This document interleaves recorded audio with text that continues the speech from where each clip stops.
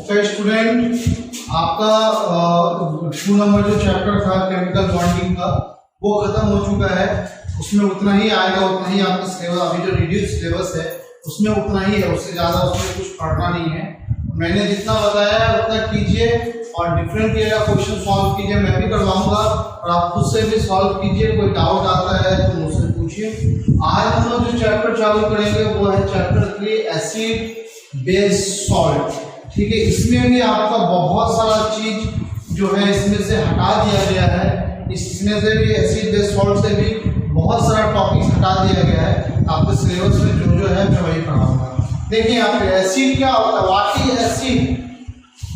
तो सबसे पहले जान लीजिए, आपने देखा होगा एसिड हाथ में डालने से हाथ जल जाता है, राइट। एसिड बहुत हार्मफुल होता है। तो क्या सभी एसिड हार्मफुल होता है? नहीं, 2 तरह के एसिड होते हैं, एक नेचुरल, एक मैन मेड। आप ऑरेंज खाते हैं, आप लेमन खाते हैं, जिसमें भी खट्टापन है वो सब में एसिड है, बट वो एसिड कैसा है? यूजफुल एसिड है। उस एसिड से कुछ भी प्रॉब्लम नहीं होता है। बट जो मैन मेड एसिड है वो जो है हमारे लिए खराबी करता है। तो एसिड भी 2 तरह के होते हैं, एक मैन मेड होते हैं, एक नेचुरल होते हैं। तो नेचुरल को ऑर्गेनिक एसिड बोलते हैं, मैन मेड को इनऑर्गेनिक एसिड बोलते हैं। पढ़ाऊंगा अभी। तो सिंपल जान लीजिए एसिड बोलते हैं किसको है। N acid is a compound which when dissolved in water yield hydronium ion as the only positive charge ion। Acid मतलब ऐसा कंपाउंड जो डिसॉल्व हो जाता है वाटर में और बनाता है हाइड्रोनियम आयन। जैसे देखिए HCl, ये इसका नाम है हाइड्रोक्लोरिक एसिड, का नाम है हाइड्रोक्लोरिक, इसका नाम है hydrochloric acid, HCl hydrogen chloride. ठीक है, या इसको हाइड्रोजन क्लोराइड, हाइड्रोक्लोरिक एसिड बोलिए या इसको सीधे बोल दीजिए हाइड्रोजन क्लोराइड।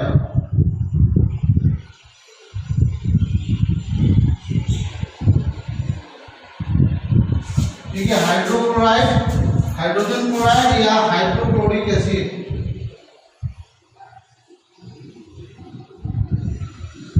ठीक है, या तो हाइड्रोक्लोरिक एसिड या हाइड्रोजन क्लोराइड बोलिए। ठीक है, हाइड्रोक्लोरिक एसिड बोलिए, हाइड्रोजन क्लोराइड।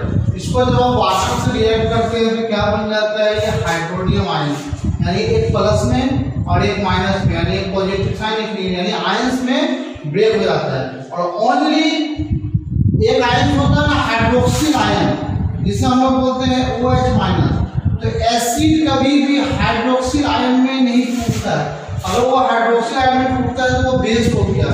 जब देखिए इसमें वाटर है, इसमें O भी है, H भी है, ये भी बना सकता है, लेकिन नहीं, जब ये हाइड्रोनियम आयन बनाएगा पॉजिटिव H3O+, तो इसका मतलब समझिए वो क्या है? एसिड है। अब जैसे मैंने बताया 2 तरह के एसिड, वैसे और भी बहुत तरह के एसिड होते हैं, बट आपके सिलेबस में ओनली 2 तरह के एसिड पढ़ना है, organic acid, inorganic acid.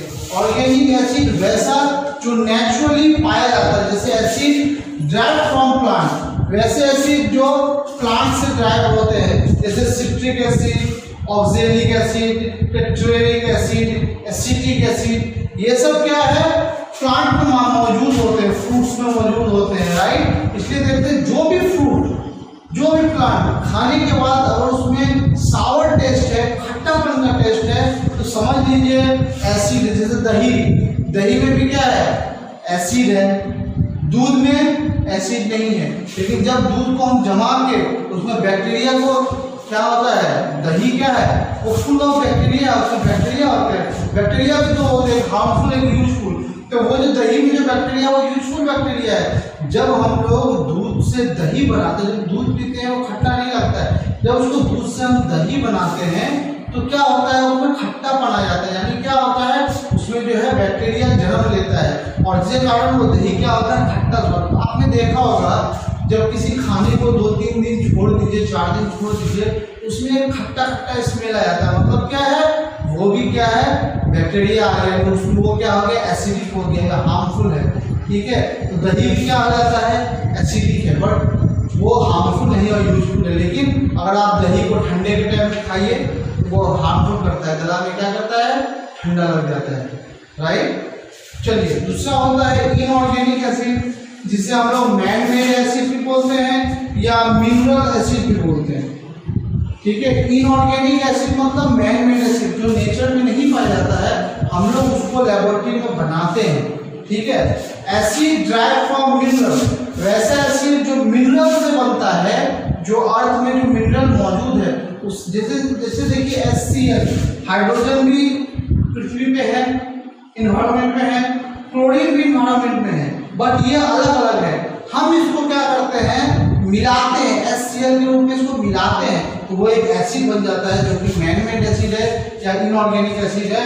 H2SO4 sulphuric acid, HNO3 nitric acid, ये सब क्या एसिड है, और ये सब जो है हार्मफुल होता है। ये डिपेंड करता है इसमें कितना पावर है, उस पावर पे नहीं जाएंगे कि इसका पावर को कैसे बढ़ाया जाता है एसिड का, वो टॉपिक सभी नहीं पढ़ेंगे, आगे जाके आप लोग कुछ पढ़ेंगे। सिंपल जान लीजिए, जो बैटरी में डालते हैं ना, इतना बड़ा बैटरी जो होता है, जो ट्रक व्रक में होता है, उसमें भी एसिड होता है। आप जो हार्पिक यूज करते हैं बाथरूम क्लीनर, उसमें भी एसिड होता है, राइट। और उसके बाद वैसे एसिड जो हाथ में डालने के बाद पूरा हाथ गल के गिर जाता है, हाथ जल जाता है, वो भी एसिड होता है। बट सभी एसिड में मात्रा होता है कि कौन ज्यादा हार्मफुल एसिड है। अगर बाथरूम क्लीन करने का एसिड है तो वो जो है थोड़ा कम पावर का होगा, बट कम पावर का। लेकिन वैसा एसिड जो हड्डी में कारण से हड्डी गल के गिर जाता है, वो एसिड बहुत पावरफुल होगा, ठीक है। तो एसिड पे भी डिपेंड करता है। चलिए सिंपल जान लीजिए, एसिड इसको बोलते हैं, ऑर्गेनिक एसिड हो गया, इनऑर्गेनिक एसिड हो गया। मैं कुछ टर्म लिखा देता हूँ, पहले एसिड से रिलेटेड, फिर बेस से रिलेटेड लिखा होगा, फिर रिएक्शन प्रॉपर्टीज लिखा होगा, ठीक है। तो एसिड के लिए कुछ और देख लेते हैं।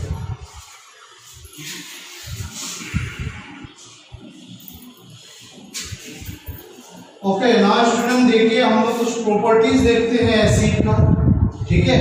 और आप लोगों को सिलेबस में कुछ बहुत कम कर दिया है, फिर भी मुझे भी इम्पोर्टेंट लग रहा है। आप लोगों को सिलेबस से एसिड रेन हटा दिया है, बट मुझे लगता है कि एसिड रेन देना चाहिए था, बहुत इंपॉर्टेंट चीज़ है, बट हटा दिया है। तो देखते हैं क्या होता है। चलिए फिजिकल प्रॉपर्टीज ऑफ एसिड।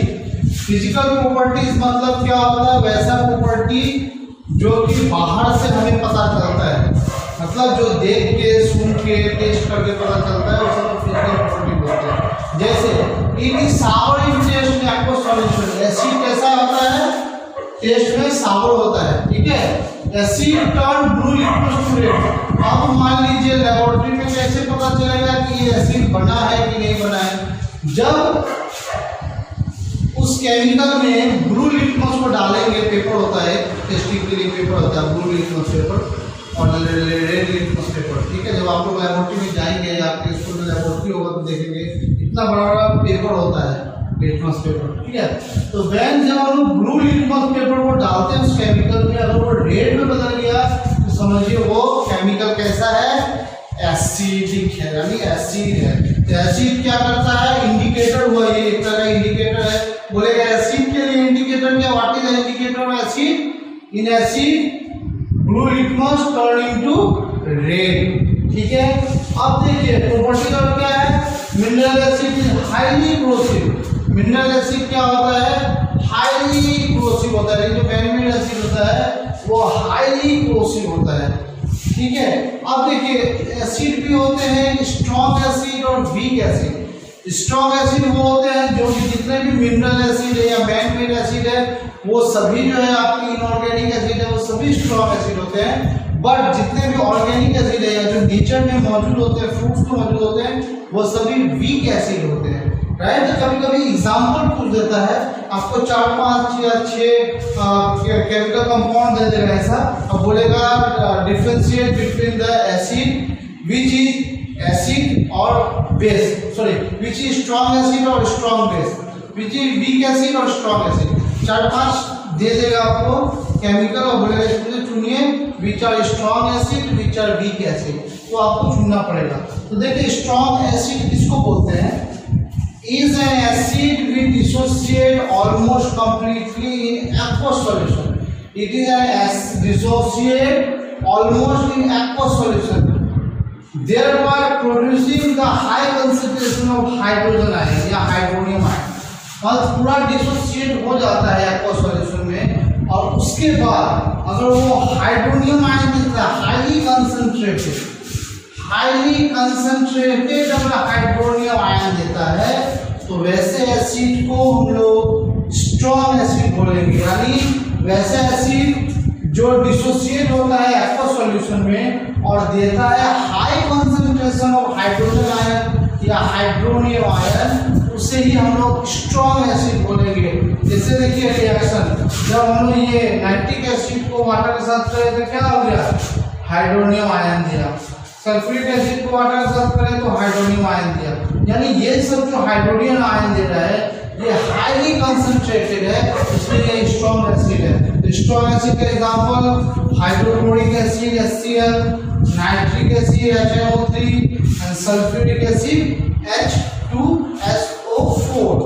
ठीक है, और भी बहुत सारे एसिड के नाम हैं, बट आपको बुक में जितना दिया है मैं उतना ही कराऊंगा, क्योंकि इस बार सिलेबस कम किया है तो एक्स्ट्रा कराने को फायदा नहीं है।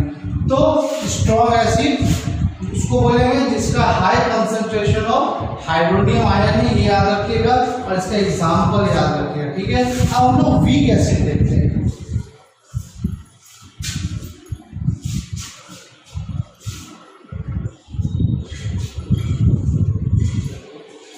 ओके, नाउ देखिए student, weak acid. What is weak acid? In an acid with dissociate only partially. देखिए एसिड में क्या था, स्ट्रॉन्ग एसिड में कंप्लीटली था, और यहाँ पे वीक एसिड में क्या है, partially. In aqueous solution they are producing a low concentration of hydrogen ion hydronium ion. Hydrogen ion hydronium ion है, इसलिए ये एसिड है। बट ये स्ट्रॉन्ग एसिड है कि वीक एसिड है, ये पता नहीं चलेगा जब वो कंप्लीटली डिसॉल्व हो जाएगा और हाई कंसंट्रेशन होगा तो वो स्ट्रॉन्ग एसिड होगा। लेकिन जब पार्शियली डिसॉल्व होगा सॉल्यूशन में और लो कंसंट्रेटेड होगा, that is known as weak acid. याद रखिएगा। अच्छा, अब मैं एसिड का कुछ स्ट्रक्चर बताऊंगा, हाइड्रोनियम आयन का जो एग्जाम में पूछते हैं, कुछ प्रॉपर्टीज बताऊंगा, केमिकल प्रॉपर्टी। पहले यूजेस देख लेते हैं, उसके बाद मैं सब बताऊंगा कि एक जगह पे इतना नहीं आएगा। देखिए यूजेस, देखिए सम कॉमन, और भी बहुत सारे यूजेस हैं, लेकिन जो कॉमन यूजेस हैं एसिड के वो क्या है, बोरिक एसिड किस काम में आता है, आई वॉश के लिए, आंखों को धोने के लिए। ठीक है, बोरिक एसिड काम में आता है। सिट्रिक एसिड किस चीज में आता है, फूड प्रिजर्वेशन में। मतलब ऐसा फूड जिसको बहुत दिन तक हमें रखना है तो क्या करते हैं हम लोग, फूड प्रिजर्व करते हैं। अच्छा, आपने देखा होगा जब अचार बनता है, आपके घर में अचार बनता होगा, सबके घर में अचार बनता होगा, तो आपने देखा होगा कि अचार को जो है हम 1 महीना 2 महीना 3 महीना 4 महीना तक भी रख देते हैं तो वो खराब नहीं होता है, वो खराब नहीं होता है। बशर्ते क्यों नहीं होता है खराब, सबसे पहले क्या होता है, उसमें खट्टापन, नींबू डालते हैं हम लोग। जब अचार बनाते हैं तो उसमें नींबू निचोड़ते हैं। क्यों निचोड़ते हैं? ताकि वो बहुत दिनों तक उसमें खट्टापन रहे और वो बहुत दिनों तक प्रिजर्व रह सके। क्या करें, बहुत दिनों तक प्रिजर्व रह सके। फिर उसमें बहुत सारा सरसों तेल डालते हैं। और क्यों सरसों तेल डालते हैं? ताकि वो भी एक प्रोसेस है जिससे वो प्रिजर्व रह सके बहुत दिनों तक। फिर देखिए आप उसको हम लोग कांच के बोतल में रखते हैं, अब तो प्लास्टिक निकल गया, बट घर पे अगर बनाते हैं हम लोग अचार तो शीशे के बर्तन में रखते हैं, किसी भी कॉपर या मेटल के बर्तन में नहीं रखते। क्यों? एसिड को अगर मेटल के बर्तन में रखते हैं तो एसिड क्या करता है, मेटल के साथ रिएक्ट करके वो पॉइजन बना देता है। इसलिए कभी भी देखे होंगे, कभी भी अचार या खट्टा चीज, दही हो गया, अचार हो गया, कभी भी मेटल के बर्तन में नहीं उसको रखते हैं, उसको या तो शीशे में या मिट्टी के बर्तन में इसमें रखते हैं। ठीक है, तो देखिए ऑक्सैलिक एसिड किस काम आता है, इंक स्टेरिंग रिमूवर के काम आता है। कार्बोनिक एसिड क्या आता है, फ्लेवरिंग ड्रिंक, ड्रिंक में जो फ्लेवर आता है कुछ ड्रिंक में उसमें कार्बोनिक एसिड मिलाया जाता है। टर्टेरिक एसिड क्या आ गया, बेकिंग पाउडर में टर्टेरिक एसिड होता है। एसिडिक एसिड जिसको हम लोग विनेगर बोलते हैं, वो क्या काम आता है, कुकिंग के काम आता है, खाना बनाने के काम आता है। और हम लोग चावल बना रहे हैं, अब हम लोग दाल बना रहे हैं, उसमें तो विनेगर नहीं डालते ना, विनेगर डालते हैं कुछ स्पेशल डिशेस बनाते हैं तो उसमें हम लोग विनेगर डालते हैं। अब मैं डिशेस का नाम नहीं बताऊंगा, चाउमीन हो गया, मोमो हो गया, और भी बहुत सारे कुछ कुछ डिशेस बनाते हैं। और विनेगर सबसे ज़्यादा फॉरेन को लोग यूज करते हैं। इंडिया में तो विनेगर बहुत कम यूज करते हैं, और फॉरेन को लोग जो है वो हर चीज़ में विनेगर ही डाल देते हैं। ठीक है, तो कुकिंग के लिए भी ये एसिटिक एसिड को विनेगर बोलते हैं, जो कुकिंग के लिए भी क्या होता है, काम में आता है। ठीक है, तो इतना देखिए। अब मैं आगे आपको बता रहा हूँ कि हाइड्रोनियम आयन कैसे बनता है, उसका स्ट्रक्चर क्या होता है, ये पूछता है। ठीक है, चलिए देखते हैं।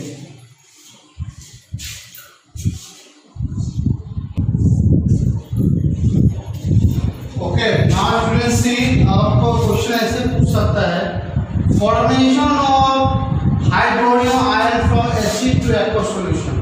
या क्वेश्चन में ऐसे बोल सकता है, draw the structure of stable positive ion form when acid dissolve in water. यानी जब एसिड को हम वाटर में डिसॉल्व करते हैं तो हाइड्रोनियम आयन बनता है। या तो ऐसे पूछ सकता है, या स्ट्रक्चर बनाने के लिए बोल सकता है। कैसे भी पूछे, ऊपर वाला क्वेश्चन पूछे, नीचे वाला क्वेश्चन पूछे, आंसर यही होगा।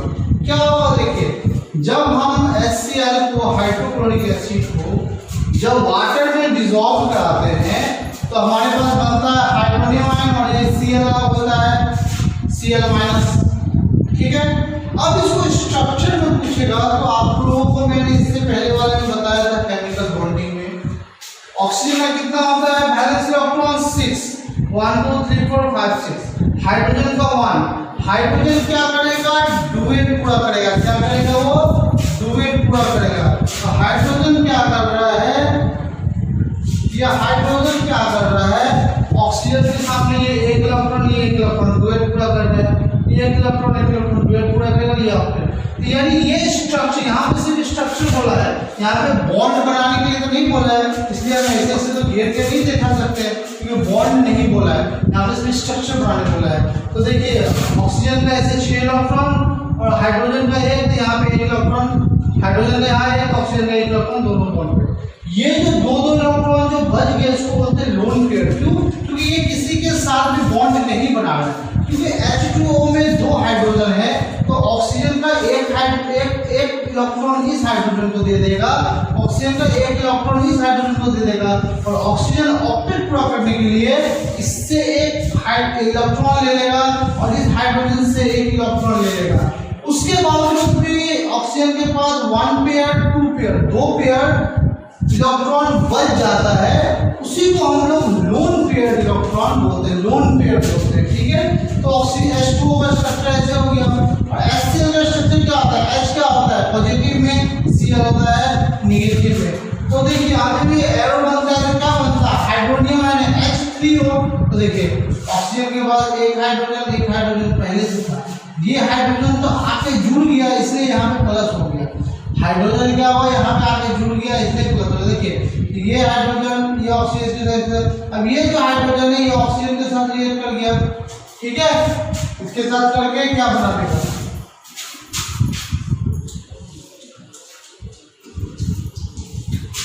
ठीक है, ये इसके साथ देखिए, ये जो बच गया है क्या हो गया, लोन पेयर। या ऐसे लिखिए, या ऐसा स्ट्रक्चर नहीं है, ऐसा देखिए, ये इसके साथ सिंगल बॉन्ड जुड़ा हुआ है, ये ऑक्सीजन के साथ ये सिंगल बॉन्ड जुड़ा हुआ है, और ये हाइड्रोजन क्या कर रहा है, ले तो रहा है बट दे नहीं रहा है। ये हाइड्रोजन क्या हो गया, इसके साथ तो मिल गया, लेकिन ये उसको कुछ कोवैलेंट या कुछ ले, ऑक्सीजन तो इसको अपना वाला इलेक्ट्रॉन दे के इसको अपने साथ ले लिया, लेकिन ये दे ले रहा है, इसलिए यहाँ पे एरो का साइन हो गया, ये कोऑर्डिनेट बॉन्ड हो गया, और यहाँ पे ये बच गया फिर लोन पेयर।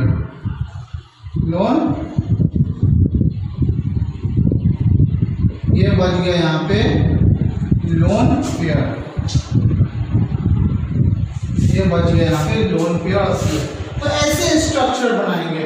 ठीक है, तो एग्जाम में आता है ऐसे पूछा, ये हाइड्रोनियम आयन बहुत इंपॉर्टेंट है, ये पूछता है आपको। तो देखिए ये या तो ऐसे बनेगा, या जाके ये ऐसे स्ट्रक्चर में पूछेगा, जैसे भी आपको एग्जाम में पूछे ये आपको कर देना है। ठीक है, चलिए आगे देखते हैं।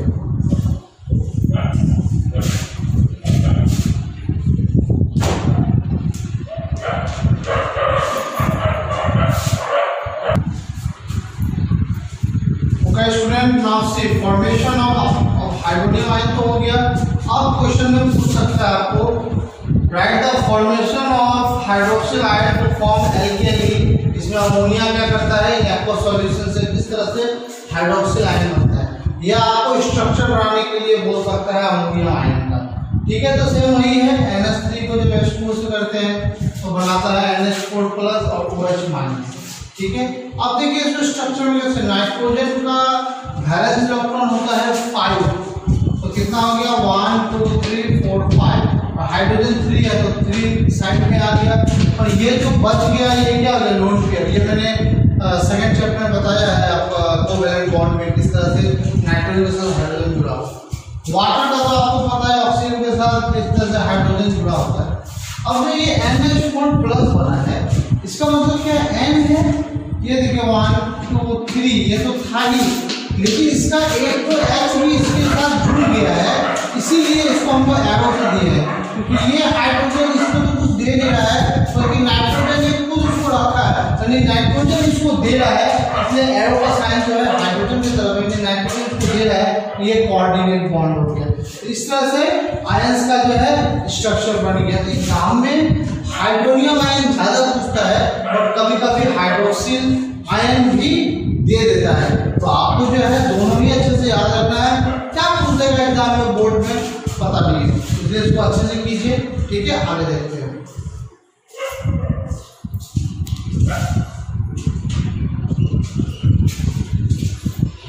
ओके स्टूडेंट, तो आज यहीं तक रखते हैं। ठीक है, हाइड्रोनियम एंड हाइड्रोक्सिल आयन का केमिकल प्रॉपर्टीज आपके सिलेबस से शायद हटा दिया, chemical properties of acid, but मुझे लगता है कि ये नहीं हटाना चाहिए, क्योंकि ये नहीं हटाया होगा, क्योंकि क्या है कि केमिकल रिएक्शन तो एसिड बेस से आता ही आता है। आप एक काम कीजिए, आप जो है अगर आपके स्कूल में रिएक्शन कराता हो, वैसे मैं नेक्स्ट क्लास में कुछ एसिड के केमिकल रिएक्शन करवा लूँगा। ठीक है, और अगर आपके स्कूल में अगर कराता है केमिकल रिएक्शन तो मुझे इन्फॉर्म कीजिए व्हाट्सएप में, और अगर स्कूल में नहीं कराता है केमिकल रिएक्शन ऑफ एसिड, इसका मतलब है कि आपके सिलेबस में नहीं आएगा वो एग्जाम में। ठीक है, बट मैं कुछ रिएक्शन करवा दूंगा केमिकल रिएक्शन जो इम्पोर्टेंट। ठीक है, तो हम यहीं तक क्लास रखते हैं, जितना मैंने बताया उसको याद रखें। मैंने बोला है कि मैं उतना ही पढ़ाऊंगा जितना आप एक दिन में याद कर सकें, तो मैंने जो बताया है उसको अच्छे से याद कीजिए। बोर्ड का एग्जाम है, जो भी कंसेप्ट नहीं समझ में आ रहा है मुझसे पूछिए। कोई भी केमिकल रिएक्शन समझ में नहीं आ रहा है, आपने बॉन्डिंग बनाया है, बॉन्डिंग समझ में नहीं आ रहा है, आयन समझ में नहीं आ रहा है, तो मुझे ग्रुप में मैसेज कीजिए, पूछिए, क्वेश्चन पूछिए। और आप लोग का तो कल आप लोग का तो मतलब हर थर्सडे को जो है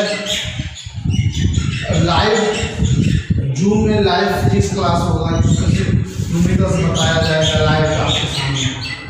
ठीक है, तो इस तरह से जो है आप प्रैक्टिस कीजिए घर पे। कोई डाउट हो, कोई प्रॉब्लम हो, ग्रुप में जरूर पूछिए। जब हमारा ये चैप्टर कंप्लीट होगा, ठीक है, उसके बाद हम लोग मेरे भी तरीका, जब हमारा ये पूरा सिलेबस कंप्लीट कराऊंगा, फिर मैं आपको डिफरेंट ईयर से क्वेश्चन करवाऊंगा, फिर आपका जिस तरह से बोर्ड में एग्जाम आएगा उस तरह से टेस्ट लूँगा, बहुत सारा प्रोसेस करना पड़ेगा। तो हम लोग पहले सिलेबस कंप्लीट करते हैं, उसके बाद एग्जाम से 1-2 महीना पहले से, ठीक है, डिफरेंट ईयर से क्वेश्चन सॉल्व करवाना मैं चालू करूँगा। ठीक है, इसलिए बोल रहा हूँ कि जब डिफरेंट ईयर से क्वेश्चन सॉल्व करवाऊंगा तो सिर्फ जो डिफरेंट ईयर में क्वेश्चन है उसको मैं समझाऊंगा, पूरा सिलेबस नहीं पढ़ाऊंगा। इसलिए बोलता हूँ अभी जो मैं पढ़ा रहा हूँ सब अच्छे से पढ़िए, कोई भी डाउट हो तो पूछिए, क्योंकि जब मैं डिफरेंट ईयर से क्वेश्चन जब सॉल्व करवाऊंगा तो उसमें जो क्वेश्चन है उसको मैं समझाऊंगा। अगर आप बेसिक पहले से नहीं पढ़े होंगे, अगर वो चैप्टर आप अच्छे से पहले नहीं पढ़े होंगे तो आपको उस टाइम समझने में प्रॉब्लम होगा। इसलिए अभी जो भी मैं करा रहा हूँ फिजिक्स में, केमिस्ट्री में, आप अच्छे से पढ़िए, कंसेप्ट क्लियर रखिए, ताकि जब डिफरेंट ईयर का क्वेश्चन सॉल्व कराओ तो कोई प्रॉब्लम ना हो। ठीक है, तो यहीं तक रखते हैं, नेक्स्ट क्लास में क्या करेंगे। Thank you.